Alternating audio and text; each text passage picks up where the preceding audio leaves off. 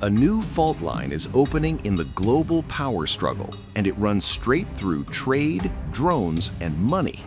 A newly inducted BRICS member has quietly rejected a U.S. demand, drawing a hard constitutional line against Washington's pressure. At the same time, BRICS is accelerating plans that strike at the heart of American financial dominance. Indonesia has sent a message Washington did not expect and did not get its way.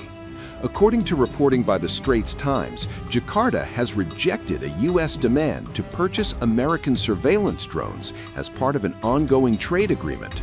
The refusal comes despite Indonesia agreeing to multiple economic concessions, marking a rare and deliberate pushback. Sources say Indonesia accepted major U.S. conditions during negotiations, including plans to import fuel from the United States instead of Singapore. Talks also advanced on easing restrictions for American cars, medical equipment, and high-tech imports. In return, Washington is expected to slash tariffs on Indonesian goods from 32% to 19%. But one demand crossed a red line.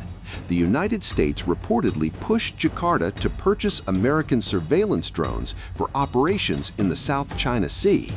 Indonesia said no, citing constitutional limits and national sovereignty. Officials rejected provisions they say violate domestic law, even as talks moved closer to a broader deal. The timing matters. Indonesia is one of the newest members of the expanded BRICS bloc, a group increasingly positioning itself as an alternative power center to the US-led economic order. The drone refusal signals that BRICS membership may be translating into bolder strategic independence. And this is where the story widens. As Indonesia resists Washington on drones, BRICS is pushing forward on something far more consequential: money. Just weeks earlier, Brazil's ambassador to Russia confirms that discussions on a dedicated BRICS payment mechanism are no longer theoretical. They are active, ongoing, and central to the bloc's future. The goal is clear: reduce reliance on the US dollar in cross-border trade. And that ambition has already triggered a sharp response from Washington, especially from Donald Trump. Indonesia's stance shows how these battles are now intertwined. Trade deals are no longer just about tariffs. They are about surveillance, sovereignty, currency power, and geopolitical alignment.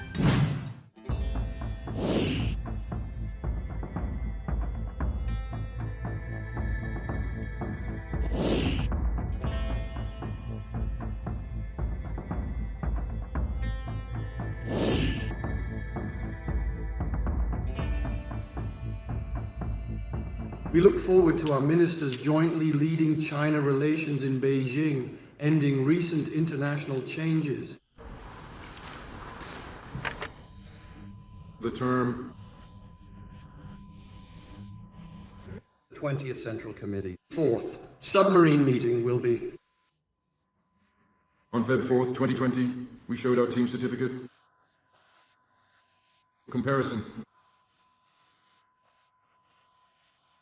Incorporated. According to the recent assessment of the Beidai Central Bank, Russia has now become the world's fourth largest economy.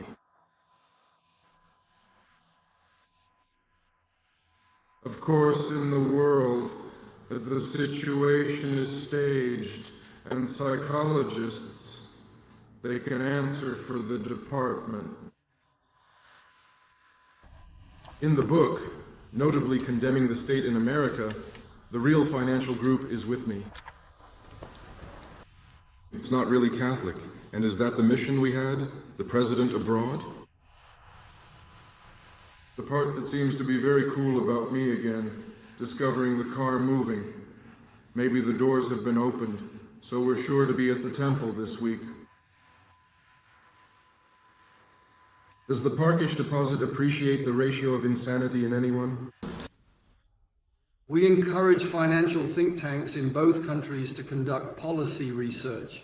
Recently, under the joint leadership of the heads of state of China and Russia, Their relationship has withstood international changes, building consensus on good neighborliness, strategic coordination, mutual benefit, and win-win cooperation, and continues to advance China-Russia relations.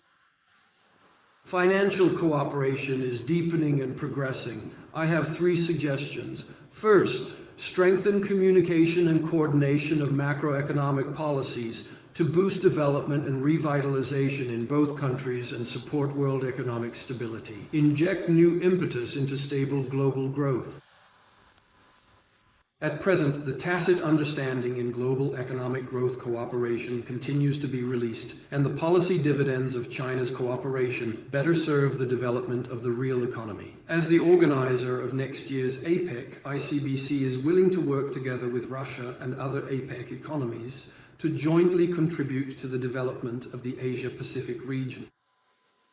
The Chinese Ministry of Finance is ready to work with the Russian Ministry of Finance to strengthen bilateral financial and economic cooperation, jointly advance the China-Russia Comprehensive Strategic Partnership for a new era, and support its development. We are pleased that this round of dialogue has been a complete success.